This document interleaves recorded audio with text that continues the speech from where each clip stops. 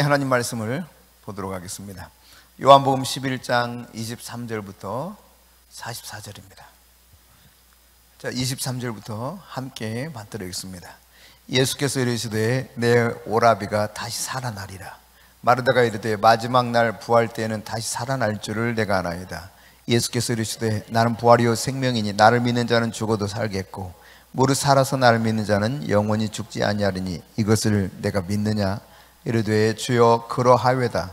주는 그리스도시요 세상에 오신 하나님의 아들이신 줄 내가 믿나이다. 이 말을 하고 돌아가서 가만히 그 자매 마리아를 불러 말하되 선생님이 오셔서 너를 부르신다 하니 마리아가 이 말을 듣고 급히 일어나 예수께 나아가매 예수는 아직 마을로 들어오지 아니하시고 마르다가 맞이했던 곳에 그대로 계시더라.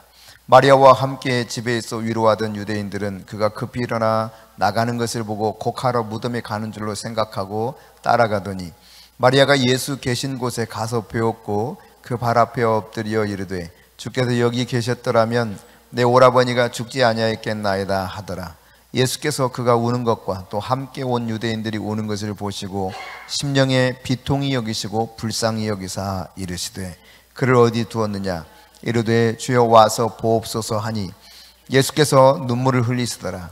이에 유대인들이 말하되 보라 그를 얼마나 사랑하셨는가 하며 그중 어떤 이는 말하되 맹인의 눈을 뜨게 한 이 사람이 그 사람은 죽지 않게 할 수 없었더냐 하더라.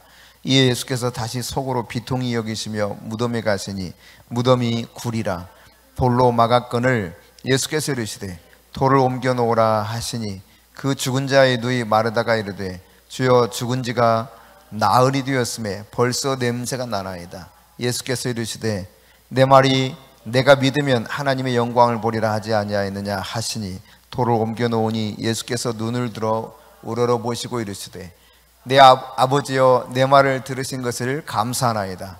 항상 내 말을 들으시는 줄을 내가 알았나이다. 그러나 이 말씀 하옵는 것은 둘러선 무리를 위함이니 곧 아버지께서 나를 보내신 것을 그들로 믿게 하려 함이니이다. 이 말씀을 하시고 큰 소리로 나사로야 나오라 부르시니 죽은 자가 수족을 배로 동인채로 나오는데 그 얼굴은 수건에 쌓였더라. 예수께서 이르시되 풀어놓아 다니게 하라 하시니라. 아멘. 네, 이 요한복음 11장에 보면은 예수님의 가까이 지냈던 친구 같은 나사로 이야기입니다.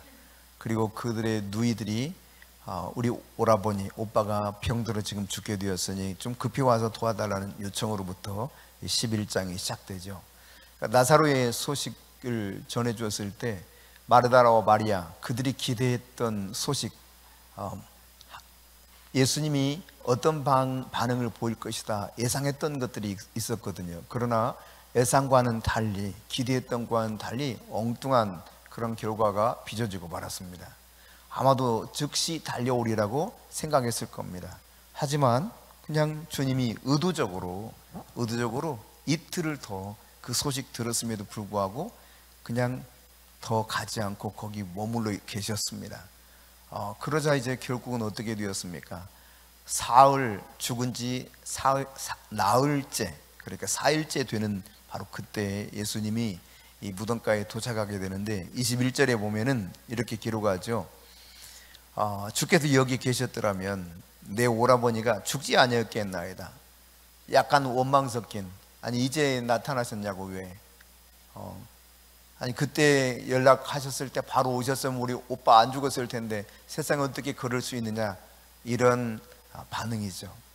여러분, 주님은 이처럼 사람의 기대, 사람이 원하는 방식으로 꼭 반응했던 것은 아니라는 사실입니다. 우리가 마가복음 1장에서도 볼 수 있는 것처럼 새벽에 사람들이 많이 찾아왔어요. 예수님께 도움을 요청하러 많은 병자들이 우르르 몰려왔습니다.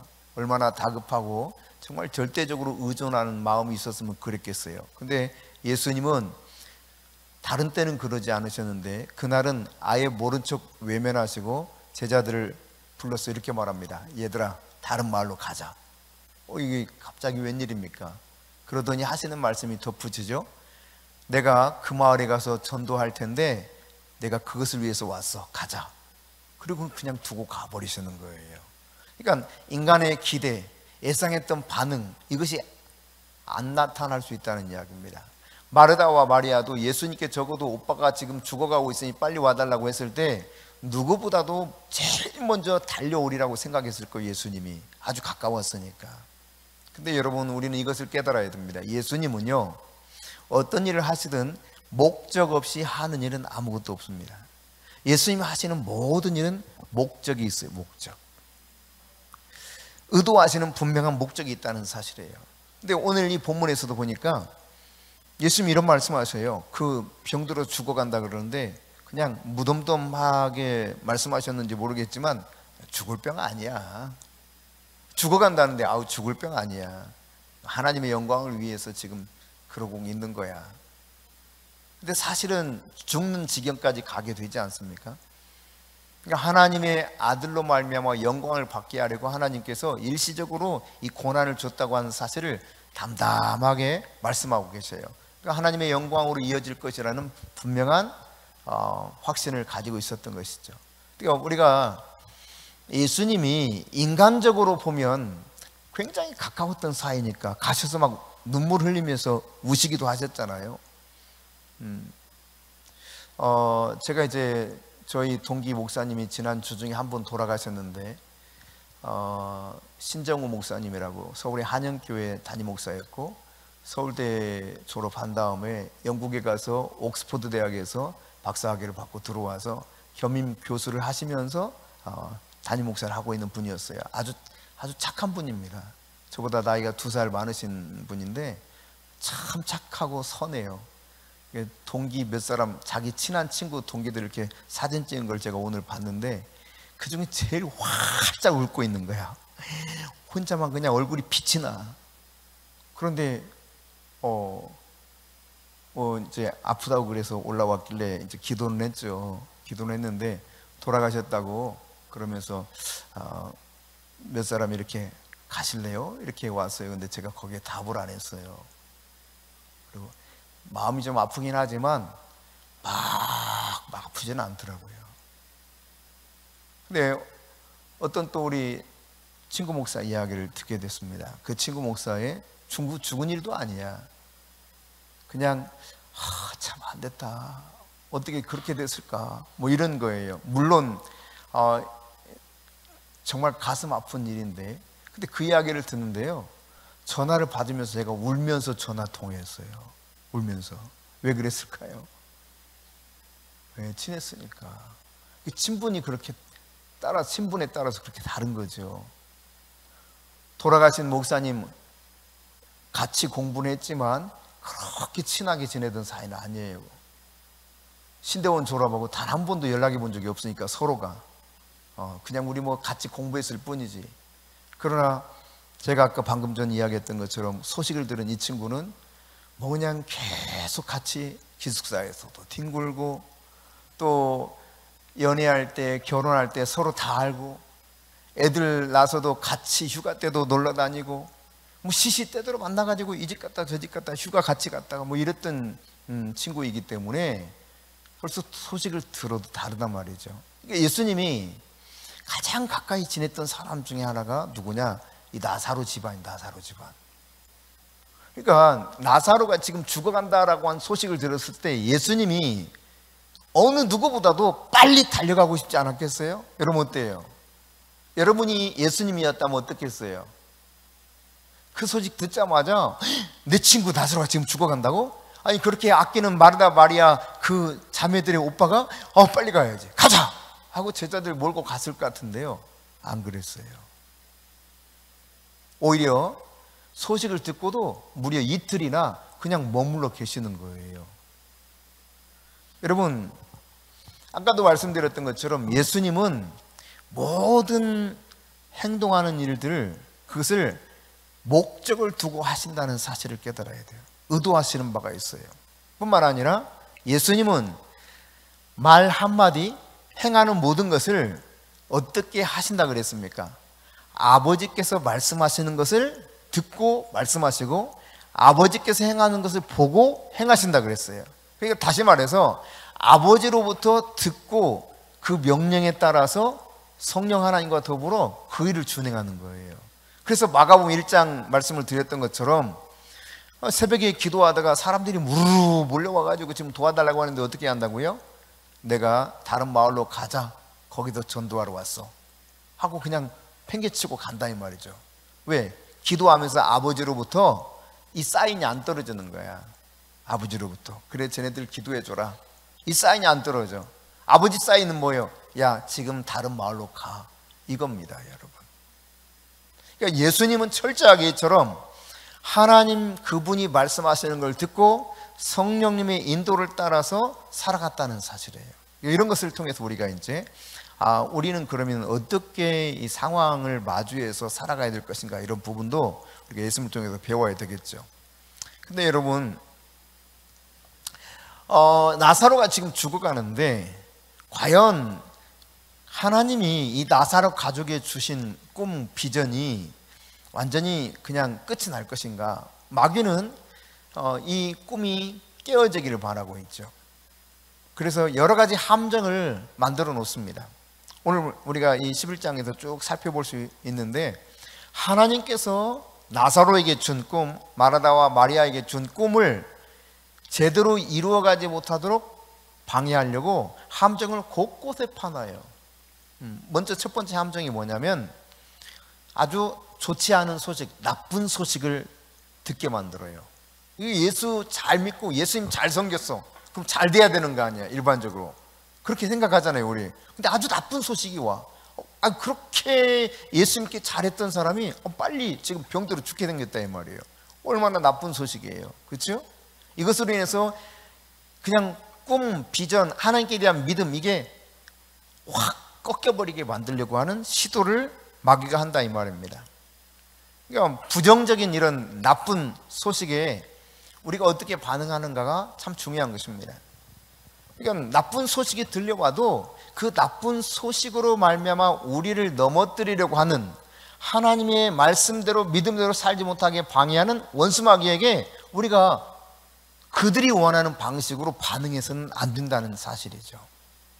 우리는 다 이해할 수 없지만 하나님은 분명히 의도를 가지고 모든 일을 행하시는 거예요. 여러분 동의하십니까? 예, 듣자마자 그랬잖아요. 이 병 죽을 병 아니다.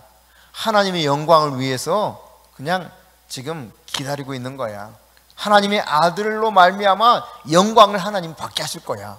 그러니까 예수를 통해서, 나 예수를 통해서 영광 받게 하실 거야, 이렇게 표현하고 있는 걸 보면 지금 인간적으로는 굉장히 나쁜 소식으로서 사람을 낙담시키고 하나님이 주신 비전과 꿈이 완전히 사라진 것처럼 여기게 만드는 마귀의 방해 공작이 있지만, 실상은 뭐라는 거예요?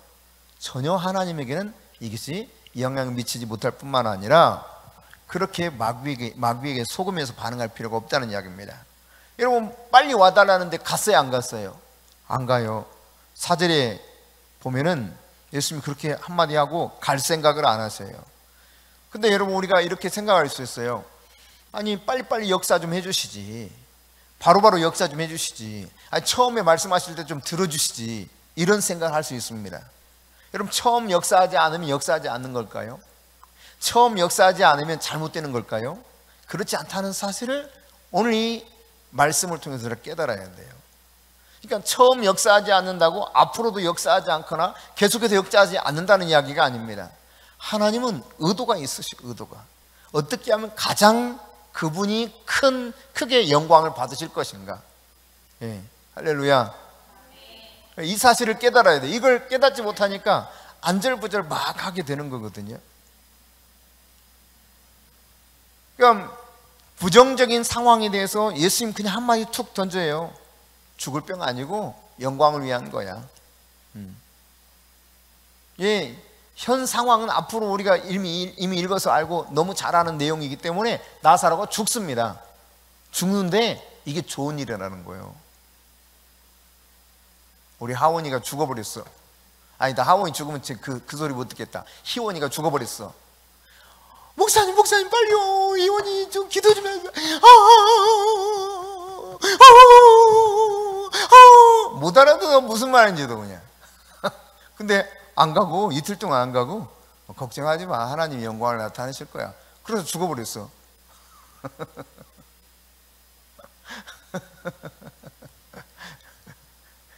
그럼 어떻게 될까?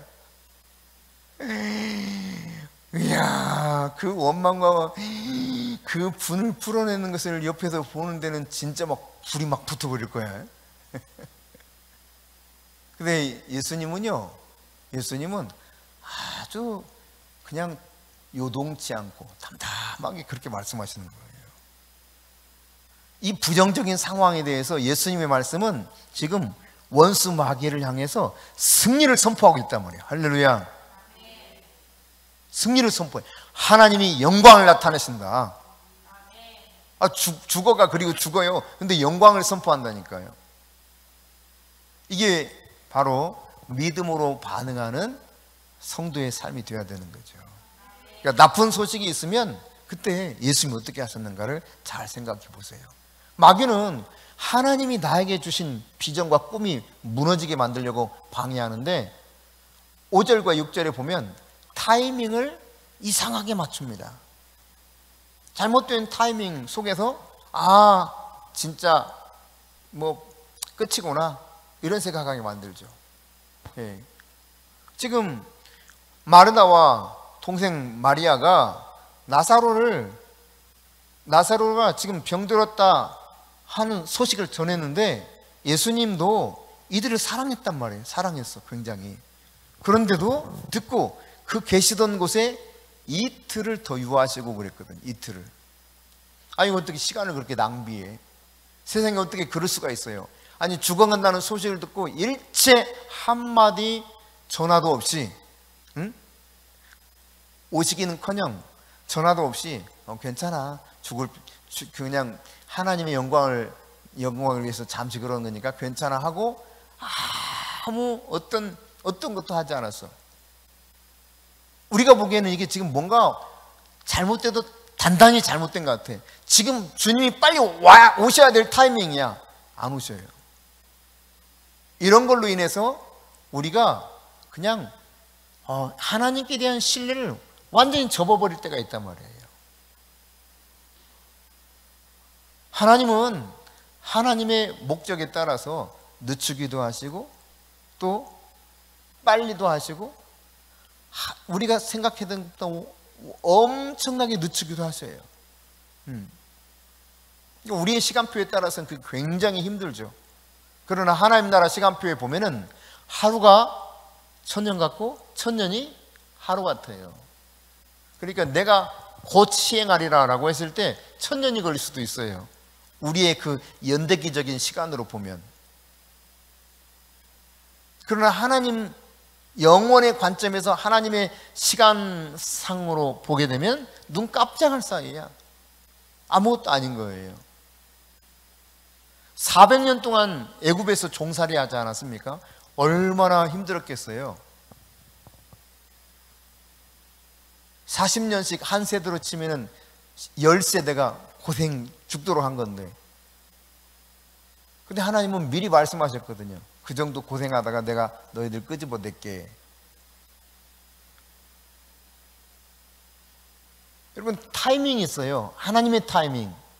근데 우리가 생각했을 때 그 하나님의 타이밍이 그래서는 안 되는데, 왜 그렇지? 이거 정말 뭔가 문제가 있는데 잘못된 타이밍을 맞추는 것 같아. 아무래도 하나님이 제때 타이밍을 못 맞추시는 것 같아. 이런 느낌과 생각을 가질 수 있다는 말입니다. 이것이 마귀가 우리에게 가져다주는 잘못된 판단이에요. 여러분, 이 사실을 잘 깨달으십시오.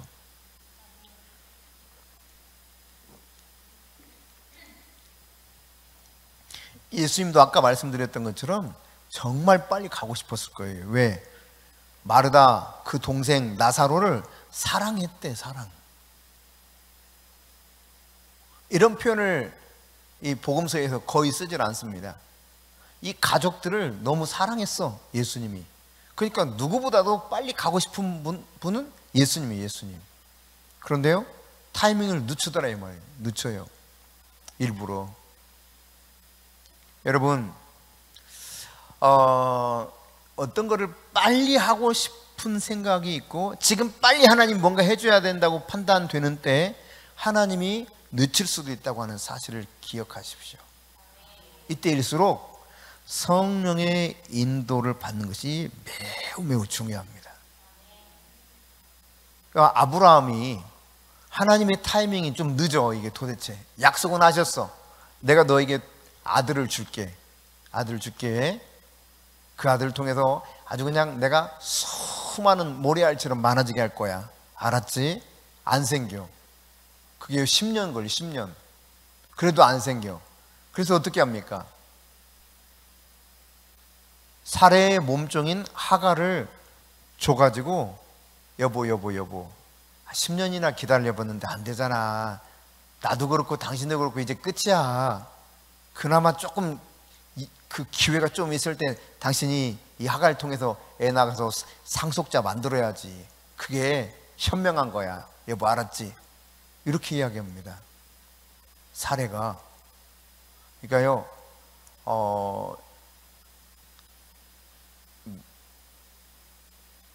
남편은 지금 앉아 계신 분은 두 분이구나. 남편들은요, 아내 말을 잘 분별해서 들어야 돼요. 아무 말이나 듣고 그냥 그대로 하면 큰일 나.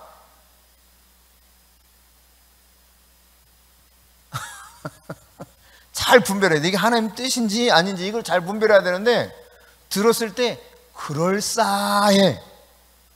아내 말이. 물론 늘 그렇다는 이야기는 아니에요. 상당히 지혜로운데 때로 이렇게 뭔가 하나님의 뜻을 기다리는 상황이 되었을 때 이 말이지 엉뚱한 이야기를 한다니까요. 근데 그게 너무너무 그럴싸해. 그래가지고 맞아 그렇지. 아이고 당신 진짜 똑똑하다. 이러면 이제 일이 나는 거야. 이게 잘못된 타이밍 속에서 일을 내는 거예요. 그게 바로 아브라함이었어요. 아브라함. 왜 이렇게 하나님이 더딘 거야? 아유 진짜 괜히 우리 그 달래려고 그러셨나 보다. 10년간 그렇게 우리 달래놓고. 맞아 그래. 아무렴. 이성적인 판단이 들어가 버리는 거죠.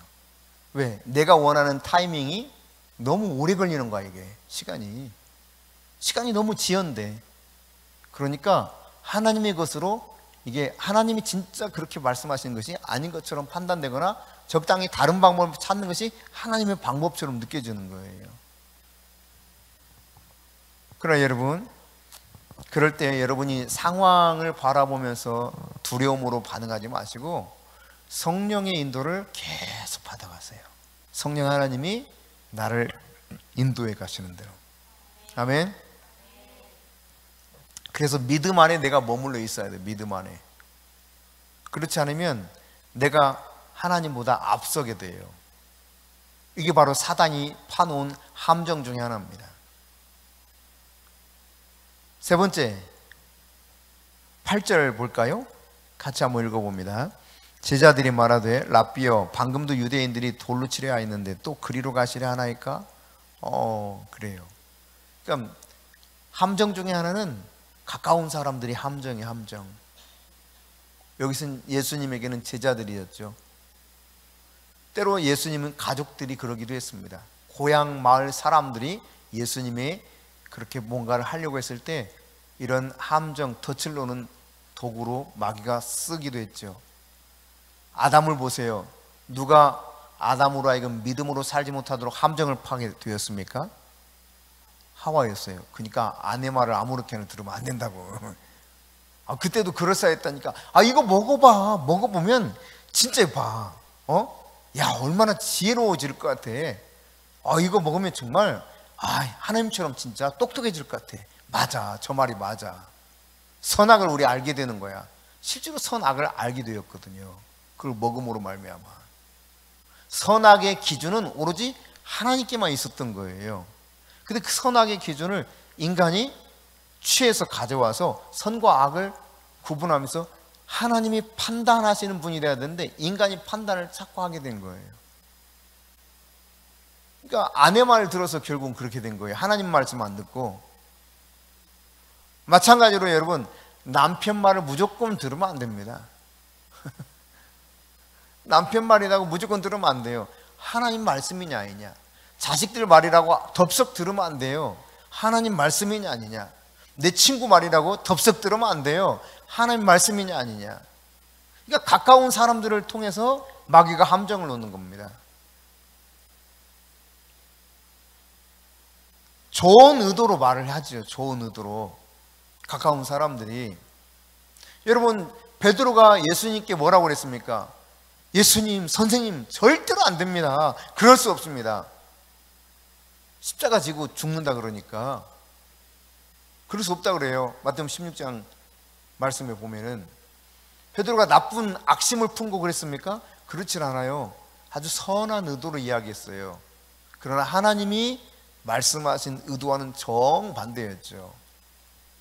그러니까 선한 의도이지만 아주 하나님 뜻과 완전히 다른 이상한 것을 제시한단 말이에요. 하와가 그랬죠? 사례가 그랬죠? 응? 방금 제가 누구 그랬다고 그랬어요? 조금 전에. 예? 아주 크게 말해봐요.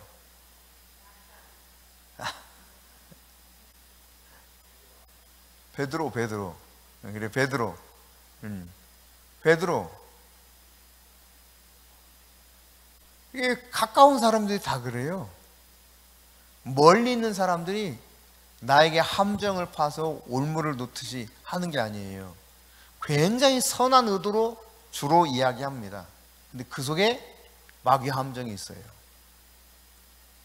엄마. 이번 주는 놀러 가자. 이런 거 예를 들면. 이번 한 주는 좀 가족끼리 여행 좀 가자. 이런다니까요. 코로나인데 그냥 코로나 심하니까 한번 빠져도 되잖아. 이런다니까요. 누가? 가족들이. 가까운 사람들이 그래요. 가까운 사람들이. 마가복음 6장 1절부터 4절에도 보면은 예수님을 잘 아는 고향 사람들이 예수님이 하려고 하는 것들을 방해하고 나섰습니다. 왜? 자기가 안다는 것 때문에. 아는 것이 결국은 하나님의 뜻을 왜곡시켜 버려요. 그 다음 네 번째로 뭐가 함정이 되느냐. 자, 다시 8절을 봅니다. 같이 읽습니다. 제자들이 말하되 랍비여, 방금도 유대인들이 돌로 치려 하였는데 돌로 조금 전에도 치려고 했는데 또 돌 맞을 일 있어요? 이런 거예요. 두려움이에요. 두려움. 한번 생각해 보세요. 막 돌을 들어서 치려고 하면 얼마나 두렵겠어요. 그죠? 그 두려움. 여러분, 마귀가, 원수가 가장 많이 우리로 하여금 믿음 안에서 살지 못하고 하나님이 주신 꿈과 비전대로 살지 못하게 방해하는 데 쓰는 아주 좋은 도구가 뭐냐면 두려움이에요. 두려움.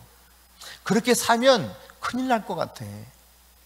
그렇게 살면 크게 뭔가 위험한 일이 발생할 것 같아. 사람들이 핍박할 것 같아요. 그 두려움이 확 몰려오는 거예요. 마귀는 그걸 해서 함정을 딱 파놔. 하나님 뜻대로 살지 못하도록, 주님이 주신 꿈대로 살지 못하도록. 그러면 안 될 것 같은데.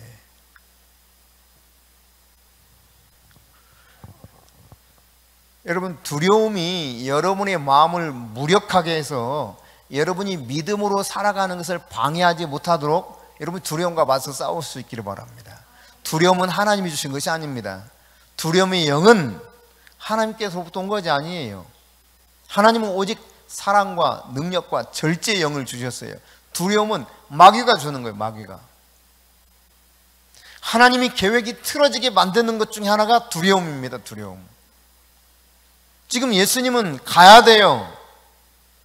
가야 되는데, 자, 유대로 다시 가자 그러잖아요. 지금 의도하는 바대로 주님은 하시는 거예요. 유대 가서 지금 뭔가 주님이 하나님 나라를 전하고 하나님 나라에 대해서 가르치고 하나님 나라의 역사를 보여주고 뭔가 의도가 있기 때문에 자, 유대로 다시 가자 그러는 거예요. 이틀을 유하면서 이틀 동안. 근데 이들은 이렇게 두려움에 쌓여서 또 돌 맞을 일이 있어요? 진절머리 나요. 잘 들으세요. 네. 다시 8절을 봅니다. 같이 읽습니다. 제자들이 말하되 랍비여 방금도 유대인들이 돌로 치려 했는데 또 그리로 가시려 하나이까? 여러분, 그러니까 과거의 경험이 나를 또 붙들어요. 꽁꽁 묶어버릴 수 있어요. 과거라는 함정에 옛날에 그 기억들이 나로 하여금 하나님이 주신 말씀대로, 믿음대로, 꿈대로, 비전대로 살지 못하게 방해한다는 이야기입니다. 나사로를 살리기 위해서는 이 과거의 사건과 직면할 필요가 있고 통과해서 가야 됩니다.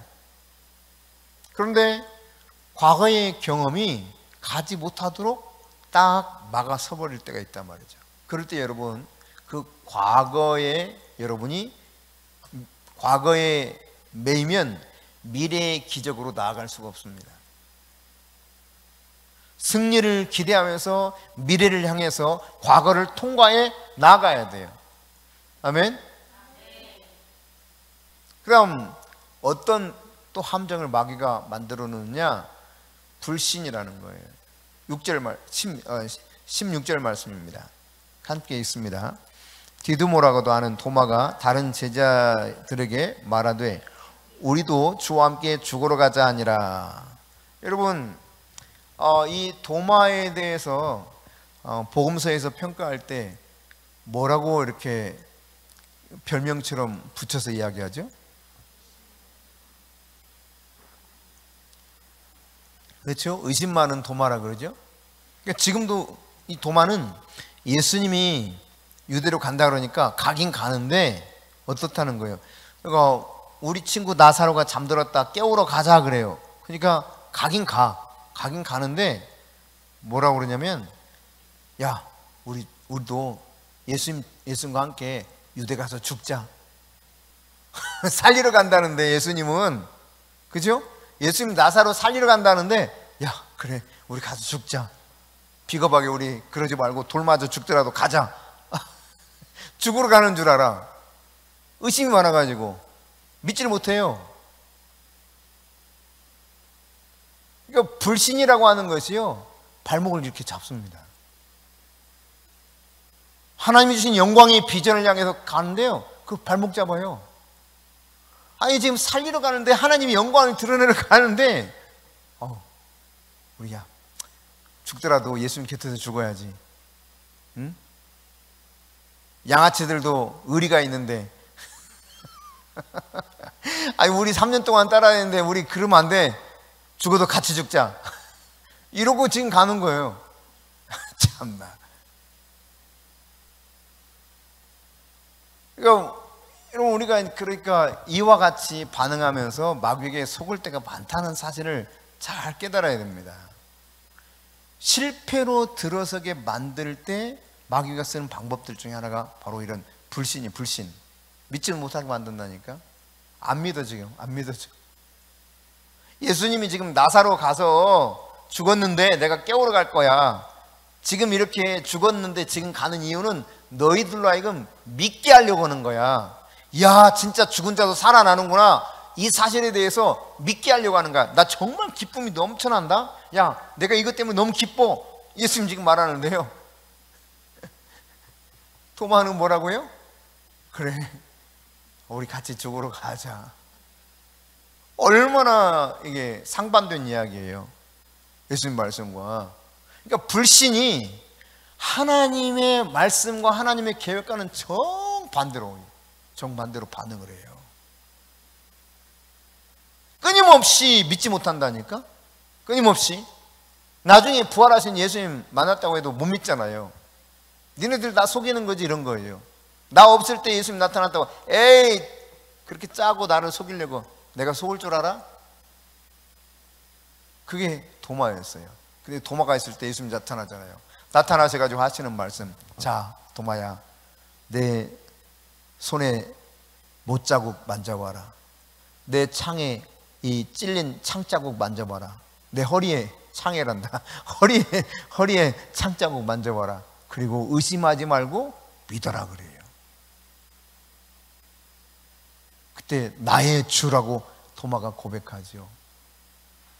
네가 믿고 그러느냐? 보지 못하고 믿는 자들은 복이 있도다. 이게 예수 말씀 아닙니까? 여러분이 하나님의 말씀을 믿어야 돼요.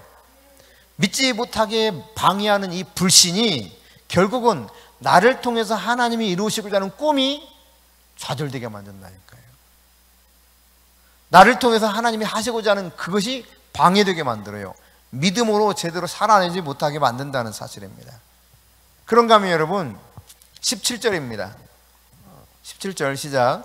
예수께서 와서 보시니 나사로가 무덤이 있은지 이미 나으리라. 그러니까 이미 죽은 지 나으리야. 불가능한 상황이 딱 나타나는 거야. 아이고 가능성 없네, 뭐 나으리나 됐는데.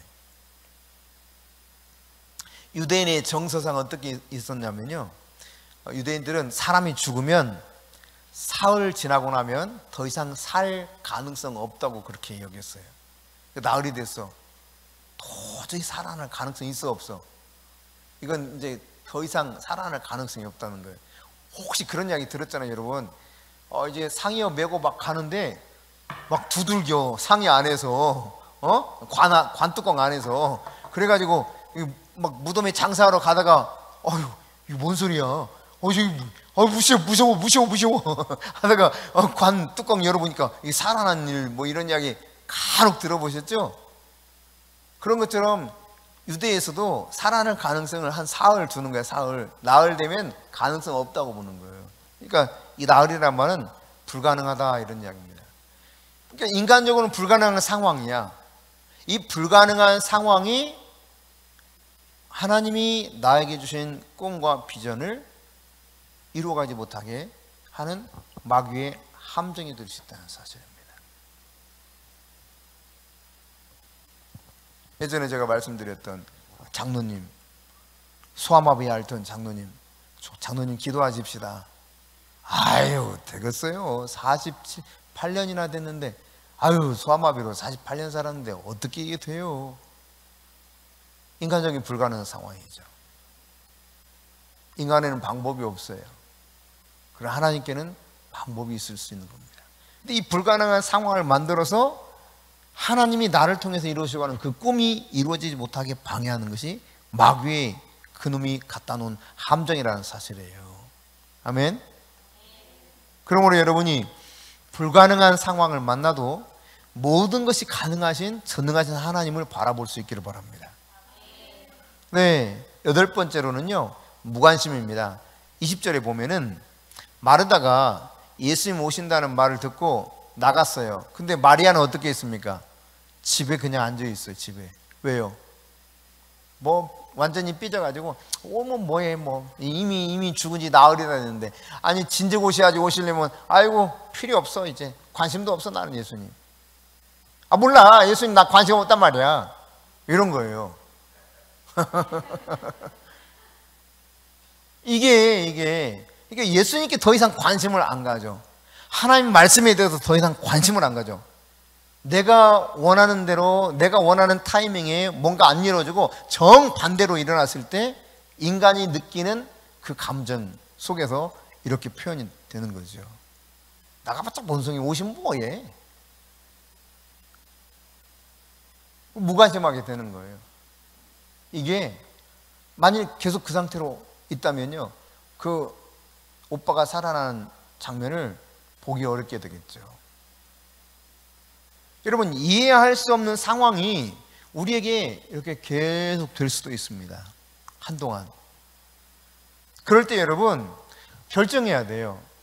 내가 소망을 포기하고 야라 그냥 몰라, 어차피 안 될 거 나는 안 돼, 지금까지 안 됐잖아, 그리고 지금 다 실패했는데 이렇게 마리아처럼 반응하고 무관심하게 하나님 말씀에 대해서 반응할 건지, 아니면 다시 하나님께 소망을 두고 하나님을 향하여 내가 나갈 건지 결정해야 돼요.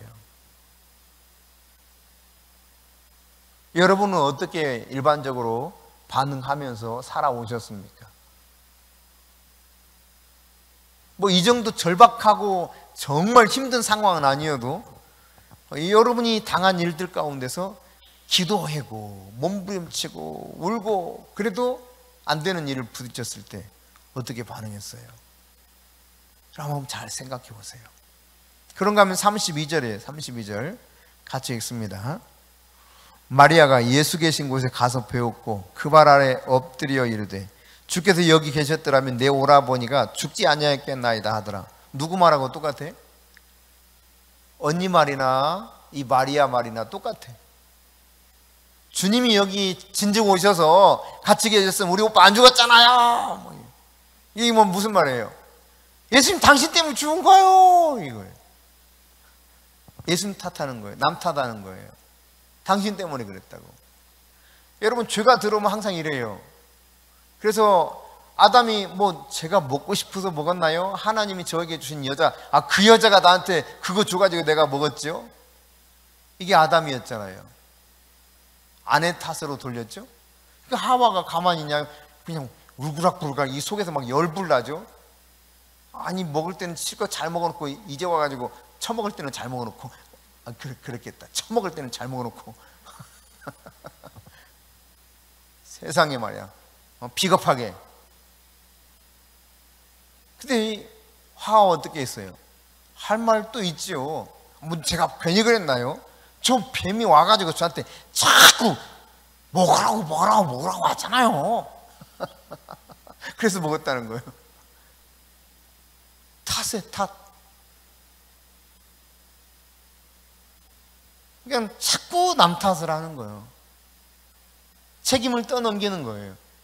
이것이 내가 하나님의 말씀대로 반응하지 못하게 만드는 함정이에요, 함정.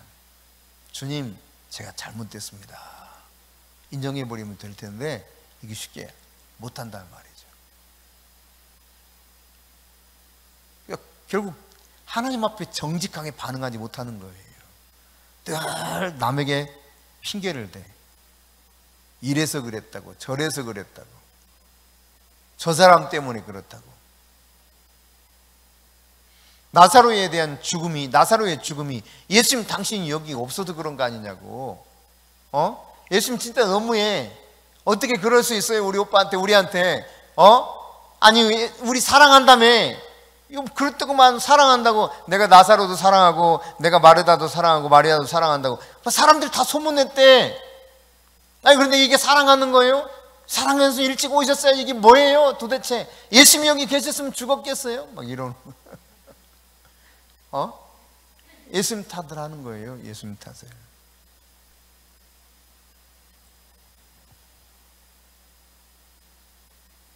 마귀가 이렇게 우리에게 딱 함정을 만들어 놓고 거기 쏙 빠지기 바라는 거. 쏙. 자, 같이 해봅시다. 탓하지 맙시다. 탓하지 맙시다. 그 다음입니다. 10번째 33절입니다. 같이 읽습니다. 예수께서 그가 우는 것과 또 함께 온 유대인들이 우는 것을 보시고 심령이 비통히 여기시고 불쌍히 여기사. 자, 여기 보면은 이제 당연히 뭐 울 수 있죠. 울 수 있는데 그 우는 정도가 이게 심한 거예요. 그러니까 물론 이 유대 전통 가운데 하나는 죽으면 애곡해 주는 사람들을 불렀어요. 곡하는 사람들. 지금은 그렇지 않지만 뭐 거슬러 올라가서 한 3, 40년 전만 하더라도요, 누가 돌아가시면은 그 장례 끝날 때까지 계속 곡을 했었고, 우리나라도 끝나고 나서도 매일매일 곡을 했어. 그 뭐라고 해? 그걸 차려놓고 한쪽에다가, 기억이 안 나네. 하여튼 거기 초상화에다가 제사상을 하나 마련해 놔. 거기다가 한쪽에 집안 한 구석에다가. 그리고 날마다 곡을 했어요. 눈 뜨자마자 곡하고, 아침 먹을 때 곡하고, 저녁 먹을 때 곡하고, 저녁밥 먹을 때 곡하고, 또 잠자기 전에 곡하고. 그랬어요. 그 40일 동안인가 뭐 며칠 동안이겠어요. 탈상할 때까지 한다고.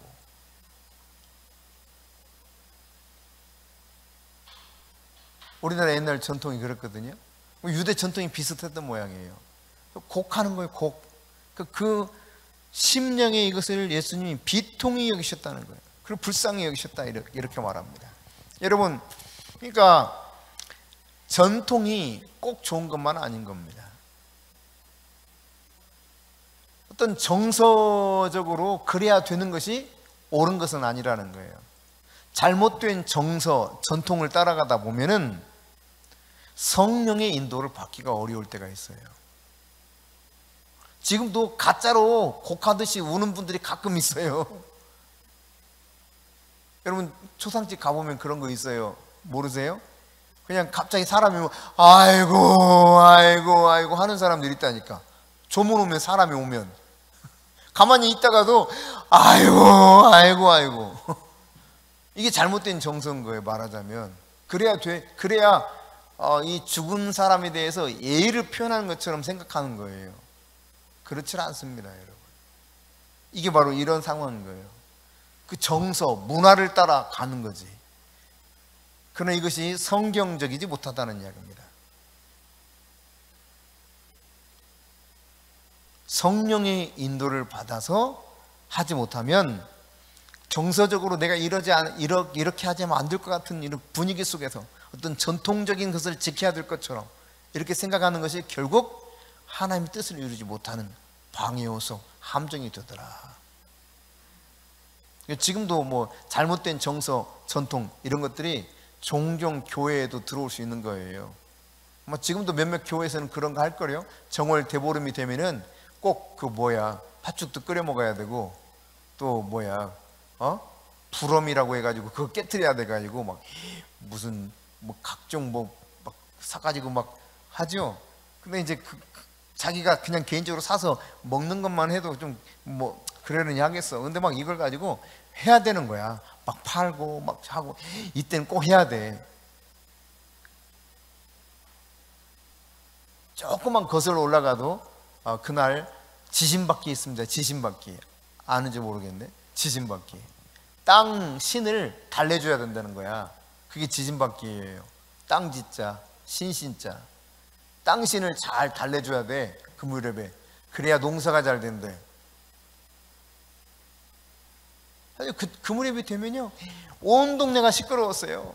장구 치고 북치고 꽹과리 치고 징 치고 소고 치고 막 이거 돌려가면서 그냥 막 집집마다 돌아다니면서 논두렁 받고 밭두렁 받고, 많이 주면 많이 밟아줘. 그냥 먹을 걸 많이, 그러니까 막 쌀 막 많이 주고 그러면 그 집 밭은 많이 밟아줘. 지진밟기 한다고. 웃기지도 않죠, 지금 생각하면. 도시에서도 마찬가지였어요. 시골에서 조금 더 이렇게 전통을 좀 더 많이 지켜서 그렇지. 이게 잘못된 전통, 그거 꼭 해야 되는 걸로 생각하는 거지. 그래야 될 것처럼.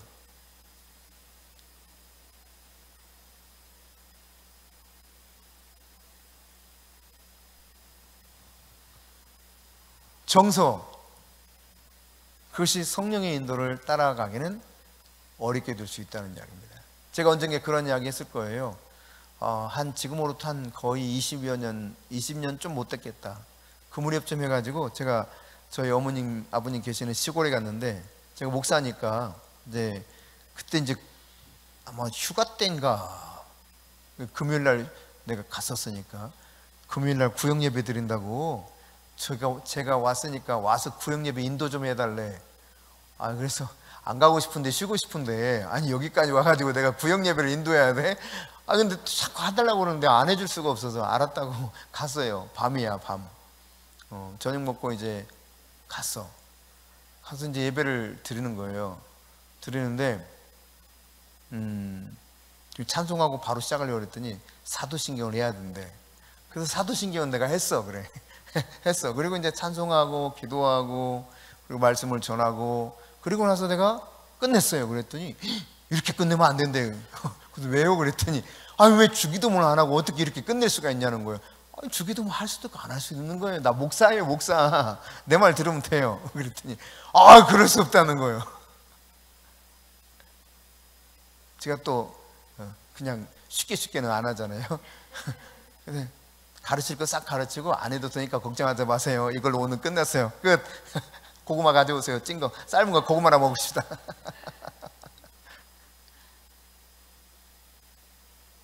그러니까 이것도 말하자면 그런 거예요. 이게 정서, 전통, 문화 그렇게 해야 되는 줄 알아. 꼭 반드시 그렇지는 않아요. 할 수도 있고 안 할 수도 있는 거죠. 그럼 그래도 좀 좋은 쪽에 속하지. 근데 잘못된 정서와 전통을 지킨다고 그게 마치 성경적인 것처럼 이야기하면 참 곤란하다 이 말이죠. 아까 말했던 것처럼 정월 대보름에 막 이거 해야 돼. 이제 제가 개척하기 전에 그 담임 목사로 있을 때 그 교회에서 막 하려고 했을 때 못하게 했죠. 안 된다. 무슨 정월 대보름에 그거 주고 팔고 팔아서 뭐 무슨 선교회 한다고 쓸데없는 소리 하지 마라. 그렇게 선교 안 해도 된다. 그때 아니 목사님 우리 계속 해왔는데 아예 하지 말라면 하지 마세요. 쓸데없는 걸 왜 하냐고 말이에요. 전혀 성경적이지 않은 걸 완전 미신의 문화인데 이해하셨어요? 네. 그러니까 여러분 잘못된 정서가 결국은 하나님이 무엇을 하기 원하는가를 깨닫지 못하고 도리어 성령의 인도함을 받아가지 못하게 방해하는 요소가 되어버린다는 이야기예요. 때로 주기도문을 마치고 싶은 때가 있어요. 그래서 가끔씩 이렇게 하려고 하는 마음을 갖고는 있어요. 저도 주기도문을 계속 안 하는 것도 이 사람들이 나중에 주님이 정말 가르치는 가장 중요한 기도를 놓칠 수도 있겠다 이런 생각이 들 때도 있어요. 제가 그래서 가끔씩 하려고 그래요. 어쨌든 다시 돌아가서 또 어떤 함정이 있는가 하면 39절입니다. 같이 읽습니다. 예수께서 이르시되 돌을 옮겨 놓으라 하시니 그 죽은 자의 누이 마르다가 이르되 주여 죽은 지가 나흘이 되었으며 벌써 냄새가 나나이다. 돌이 있어. 돌멩이 커다. 그냥 작은 돌을 말하는 것이 아닙니다. 무덤을 가로막고 있는 돌을 말하는 겁니다. 아주 커다란 돌멩이를 말하는 거예요. 돌이라고 하기는 좀 그렇다. 뭐라고 해야 될까? 커다란 반석 같은 그런 거죠. 아예 문을 딱 막아서는 거니까. 돌로 만든 문 거기를 입구를 막는 돌이니까요. 그게 딱 있는 것을 말하는 거예요. 그럼 이건 장애물이죠. 장애물. 궁극적으로 나사로가 살아나는 데 있어서 이걸 옮겨야만이 이제 나사로를 비로소 살릴 수 있는 마지막 장애물이에요. 여러분 장애물인 돌이 굴러갈 때까지 우리가 인내할 필요가 있습니다. 여러분이 내 앞에 아주 커다란 장애물이 있다 할지라도 그것이 굴러갈 때까지 사라져 없어질 때까지 인내할 수 있기를 바랍니다. 그런데 이거를 말이죠. 예수님이 뭐라고 하셨는가를 이제 함께 봅시다. 그러면 과연 우리 안에 하나님이 주신 꿈, 비전이 성취되기 위해서는 예수님께서 뭐라고 말씀하시는가? 예수님 명령은 뭐였는가? 세 가지가 나옵니다. 자, 첫째 39절입니다. 시작.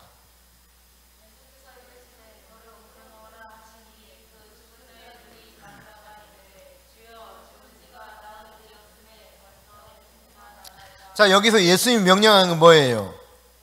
돌을 옮겨 놓으라. 이게 예수님 명령한 거예요. 돌을 옮겨 놓으라. 그러니까 지금 나사로를 살리기 위해서는 반드시 뭐가 필요합니까? 나사로가 있는 그곳을 향하여 가지 못하도록 딱 막혀있는 이 돌을 옮기라는 거예요. 돌을. 장애물을 옮기라는 거예요. 치우라는 거예요. 근데 예수님 직접 치우지 않습니다. 예수님이 이거 옮기라고 명령을 했어요. 그러니까 우리 앞에 있는 장애물을 우리에게 치우기 원하신다는 사실을 알아야 됩니다. 기적을 향해서 우리가 움직여 가기를 원한다는 이야기예요. 하나님이 주신 꿈과 비전을 향해서 우리가 움직여 가기를 원해요. 가만히 있으면서 모든 것을 예수님이 다 해주는 것으로 그럼 되는 것처럼 생각할 수도 있어요. 그렇지 않아요. 주님께서 돌을 옮겨 놓으라. 없애야 될 것을 네가 없애라, 이렇게 명령하시는 거예요. 그러면 여러분, 축복을 막아서는 것이 있다면 여러분이 이것을 옮겨야 됩니다. 내가 돌을 옮겨야 되는 거예요. 주님이 직접 옮겨주지 않으시고 돌을 옮겨 놓으라, 이렇게 말씀하셔요. 그럼 내가 지금 장애물 뭐예요? 내가 정말 하나님이 주시고자 하는 이 축복을 가로막고 있는 나에게 있어서 1차적인 장애물이 뭔가를 생각해야 됩니다. 그것이 앞서 쭉 언급했던 이런 것들 중에 어떤 것이 될 수도 있겠죠. 나는 지금 뭘 옮겨야 되는가? 나는 뭘 없애야만 궁극적으로 하나님이 나에게 주신 꿈을 성취해 갈 수 있는 것인가? 어떤 사람은 지극히 의심이 커서 그 의심으로 말미암아, 불신으로 말미암아 하나님이 주신 궁극적 꿈을 이루지 못할 수도 있어요. 근데 이 내가 뭔가 해야 될 일이 있다는 사실입니다.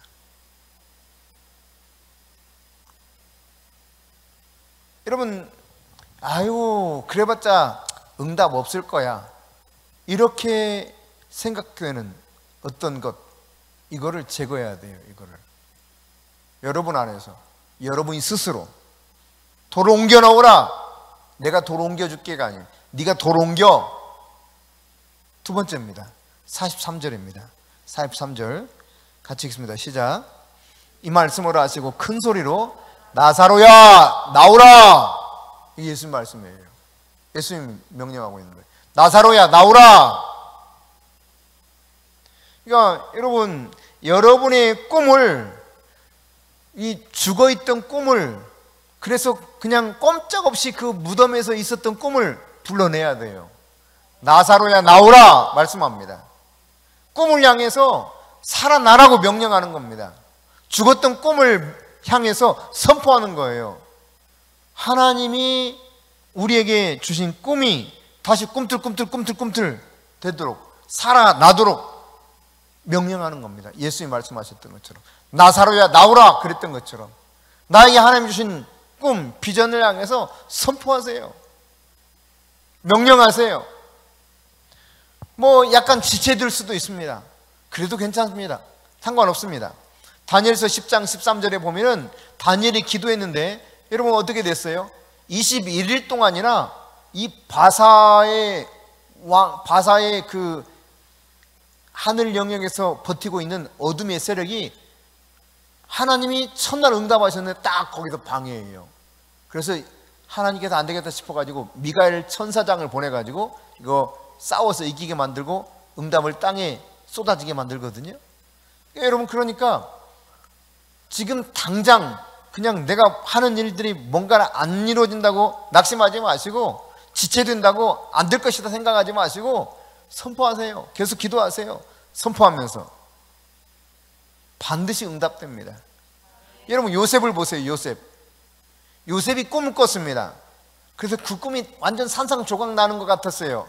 형들한테 그냥 의해서 이스마엘 상인들이 팔려버렸잖아요. 무슨 꿈이, 이거 완전 너 형들이 뭐라고 했어? 저 꿈꾸는 놈 저놈 오는데 그 꿈 제대로 되는 거 한번 볼까? 이랬거든요. 그래서 죽이려다가 루벤이 안 된다 그래서 살리긴 했지만, 이놈 자식 꿈대로 되나 보자, 팔아버려, 이거였다는. 그래서 이스마엘 상인들이 팔아버렸잖아요. 애굽에 가서 종노릇합니다. 꿈이 전혀 이루어지지 않을 것 같은 세월이 한참 올라갑니다. 그러다가 또 억울하게 감옥 갑니다. 그 세월이요, 최소한 13년이에요. 점점 꿈에서 멀어지는 것 같아. 인생이 점점 고단해지는 것 같아. 근데 여러분 어떻게 되었습니까? 우리가 너무 그 결말을 잘 알잖아요. 하나님은 밑바닥에서 바로 들어 올리셔서 꿈대로 되게 만드셨어요. 그러니까 여러분 안에 주신 꿈이 살아나도록, 나사로야 나오라 명령했던 것처럼 죽은 나사로를 향해서 말씀하셨잖아요. 이루어지지 않을 것 같은 어떤 꿈, 도저히 이거 불가능하다고 여겨졌던 그거 향해서 선포하는 거예요. 더디 이루어진다고요? 그래도 이루어집니다. 지체된다고요? 반드시 응답됩니다. 우리가 기도하면요, 천사가 요한계시록 8장에 보면 천사가 우리가 기도하면 우리 기도를 쭉 가지고 하나님 보좌에 가지고 간다 그랬잖아요. 그래서 거기 이렇게 쏟아 부어. 그럼 이게 쏟아 붓는 게 샥 땅으로 내려와. 그래서 응답이 된대. 하늘에서 역사해야 땅에서 실제로 그게 우리 앞에 역사가 나타나는 거예요. 근데 우리의 기도가 올라갈 때 하늘에서 오케이 하고 사인해서 역사가 일어나. 그럼 여기 응답하셔. 그러면 하늘에서 그게 이루어졌을 때 비로소 이 땅에서 역사가 나타나는 거예요.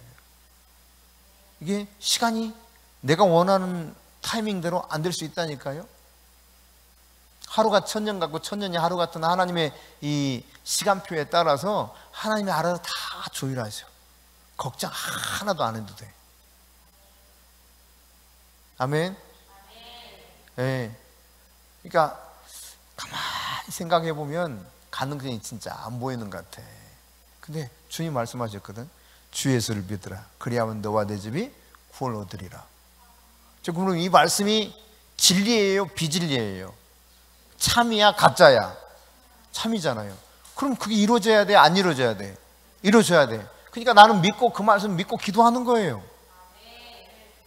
역사는 그분이 하시는 거니까. 기도의 향연을 가지고 천사가 올라간다니까? 하나님께로요? 그랬다가 하나님 됐다 그러면 땅에 쏟아 이렇게. 야, 됐다, 땅에 쏟아 부어라. 그러면 그 역사가 일어나. 그때가 언제인 줄 몰라. 여기 다 차야 돼. 주님이 원하시는 분량이 차야 돼. 아멘? 주님이 원하시는 분량이 차야 돼. 주님이 원하시는 타이밍이 돼야 돼. 그때 쏟아 부어주시는 거예요. 그러므로 여러분이 여러분의 꿈을 무덤에서 불러낼 수 있기를 바랍니다.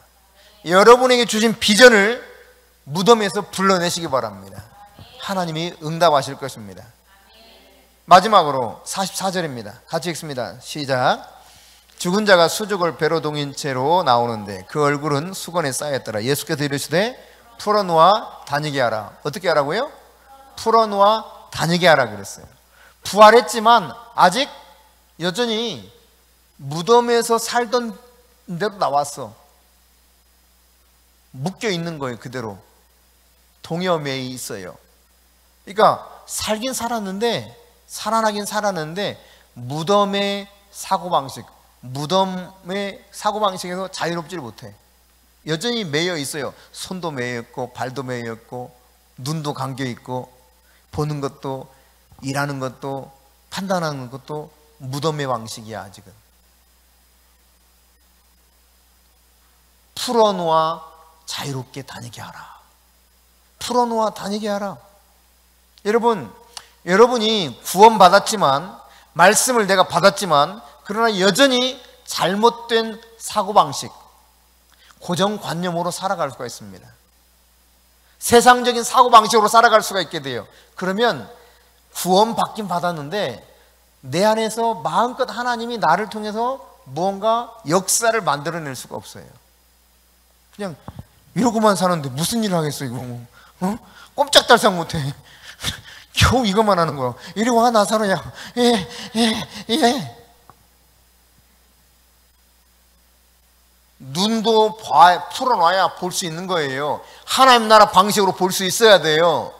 귀도 하나님 나라 방식으로 들을 수 있어야, 주님의 말씀을 들을 수 있어야 돼요. 무덤에 있는 채로 그대로 나와서 무덤에서 난 죽었지, 지금 죽은 거야, 지금 내가 환청을 듣나? 하나님 말씀 아무리 말해도 이거는 내 세계에서는 도저히 이루어지지 않을 것들인데 이상한 소리만 하네? 그렇게 들리는 거죠. 살아나긴 했는데, 구원받긴 했는데 왜곡된 세상적 사고방식 속에 그대로 매여 있는 겁니다. 그러므로 여러분에게 주신 하나님의 꿈이 살아나서 이제는 온전하게 하나님의 뜻대로 반응하면서 정말 은혜로운 삶을 살기 원한다면 풀어놓아 다니게 해야 돼요. 묶였던 사고방식, 왜곡된 사고방식으로부터 하나님의 생각으로, 진리를 볼 수 있는 눈으로 모든 게 바뀌어야 돼요. 자꾸 사람들 이야기 듣고, 자꾸 세상에서 정보를 듣고, 그리고 그것이 진짜인 것처럼 생각하고 살아가면 여전히 이렇게 되는 거예요. 꽁꽁 묶인 채 아무것도 못하니 뭘 하겠어. 할 수 있는 게 없어요. 기껏해봤자 콩콩이. 야, 나사로와 이렇게 살 수밖에 없는 거예요. 여러분이 선택하시면 됩니다. 마음껏 다니면서 마음껏 주님의 뜻을 펼쳐가는 그 꿈이 이루어지는 삶을 살기 원한다면 여러분이 지난 오랜 세월 동안 잘못된 사고방식을 가지고 살아왔다면 그 사고방식으로부터 완전히 탈피해야 돼요. 아멘. 아멘. 그러니까 더 이상 막 묻지 마요. 하오나 물을 필요도 없어요. 쓸데없는 질문 안 해도 돼. 그거 질문이 별로 필요 없는 거예요. 진짜 중요한 질문을 해야지. 맨날 반복적인 질문, 진짜 답할 가치도 없는 그런 질문 해봤자 이런 거 이러고 사는 거는 이러고 언제까지? 왜? 풀어놓아 자유롭게 다니지 않으면 이렇게 되는 거예요. 알겠어요? 하나님의 말씀으로 새롭게 변화를 받아서 여러분이 마음껏 자유롭게 다니면서 하나님의 영광을 드러내시길 바랍니다. 할렐루야.